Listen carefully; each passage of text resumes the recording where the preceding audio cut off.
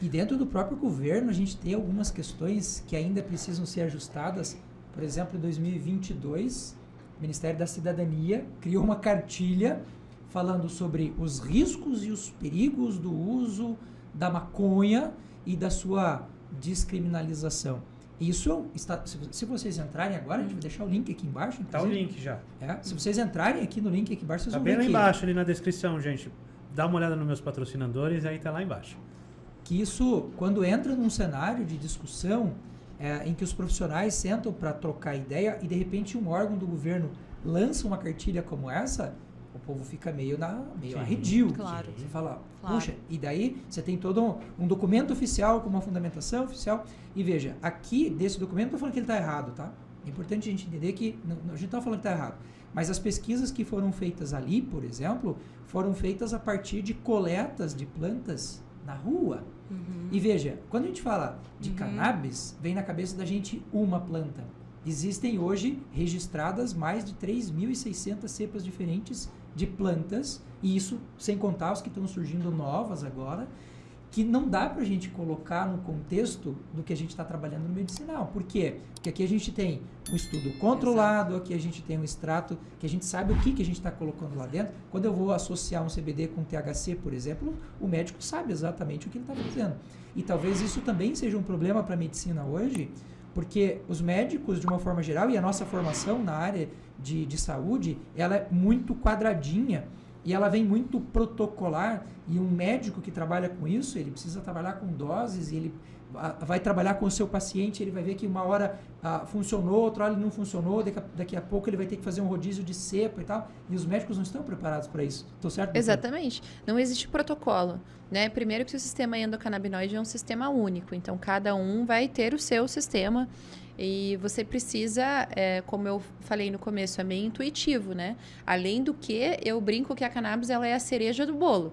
E o bolo é a atividade física, as vitaminas, a suplementação do que está faltando para aquele paciente, a melhora do sono, a ingesta de água, né? Então, e a cannabis ela fecha, né, bonitinho, porque ela vai fazer um sistema de modulação. Mas eu acredito que a grande sacada aqui, falando da cartilha, eu acho a cartilha uma palhaçada, tá?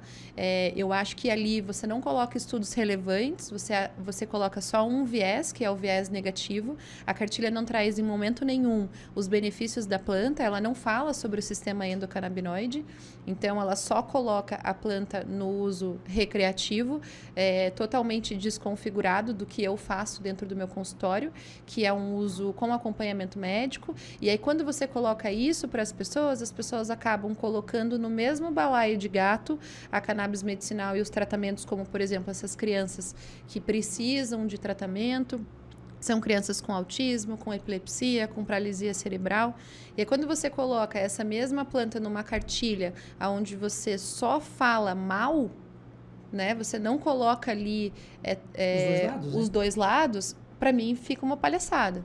Assim como todas as... eu tenho formação em psiquiatria infantil, do mesmo jeito que eu também tenho formação em nutrologia pediátrica, porque eu acredito nesse eixo intestino-cérebro. Então, tudo que você coloca para um paciente, você tem que colocar na sua totalidade. Você não pode colocar só com o que você quer que ele veja. E ali naquela cartilha está muito claro que eles querem que a gente veja apenas um lado da cannabis. Complexo isso, né? Complexo, bem complexo. Fala. Perdão, é que eu não posso deixar de citar isso. O problema é que eles analisam a cannabis, o que a gente chama de prensado. Exatamente. O prensado é tudo menos cannabis. Infelizmente ou não, felizmente, não sei dizer, mas ele é tudo menos cannabis. Eu tive uma época que eu acompanhei na Universidade de Madrid um estudo, era esterco, amônia... muito fungo. É qualquer coisa menos cannabis. Tinha até nicotina, né, para eles tentar o vício, né? Tem isso, existe. A gente nunca sabe o que o narcotráfico, né, faz. É pior, né, basear para a gente identificar, não, isso é cannabis, isso não é cannabis. Mas como que você melhora isso? Regulamentação. Exato. Sim. O Brasil é um país enorme. A gente tem um cultivo aí, uma área para cultivo maravilhosa. Só no Paraná a gente tem mais de 7 escolas, universidades que poderiam estar estudando a cannabis, plantando a cannabis dentro das universidades, fazendo estudos com elas. Então, são 7 universidades federais com 30 pontos enfim, com 30 sedes para a gente estar trabalhando isso. Isso só no Paraná, né? Só no Paraná. O Paraná tem uma capacidade produtiva de cannabis se a gente resolvesse plantar aqui. E existe um projeto, que é a Farmácia Viva, que ela condiz com o fornecimento gratuito da cannabis pelo SUS. Então, a gente poderia estar plantando, verificando qualidade, fazendo testagem, tem a Tecpar, ajuda da Tecpar, e a gente poderia estar distribuindo esse óleo. Não, ao invés disso, a gente está brigando com viés político, onerando os cofres públicos, trazendo essa cannabis de outros países, né? A gente não tem, para o cara que quer fazer lá o uso adulto, né? O famoso uso recreativo, a gente não consegue ter noção da qualidade, da onde esse cara está pegando, não tem taxação sobre produto, então a gente precisa realmente sentar e organizar. E quem está ganhando com isso, né? Exatamente. Quem está ganhando com isso?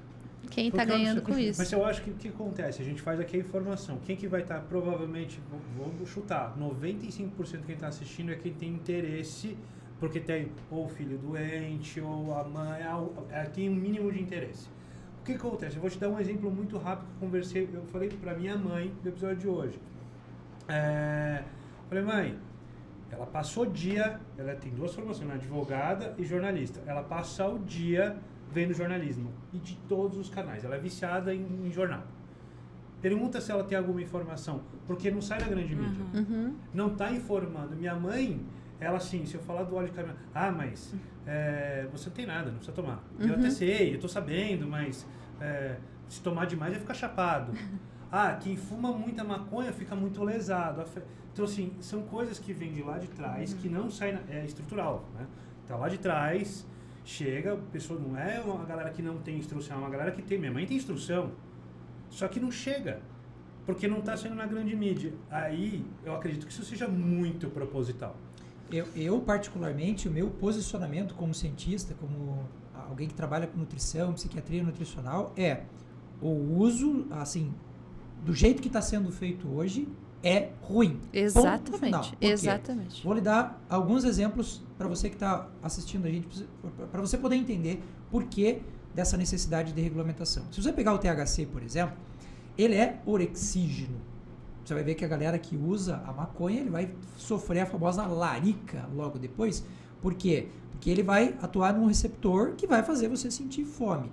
Imagine uma pessoa com compulsão alimentar, usando isso sem nenhum controle. Essa pessoa vai ter um baita de um problema.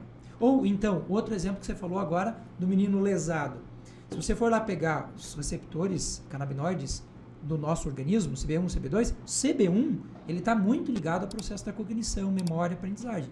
Se eu pego alguém que está com um problema, está precisando usar, e ele usa e faz esse receptor funcionar direitinho, essa criança vai ter uma vida dentro do contexto de normalidade.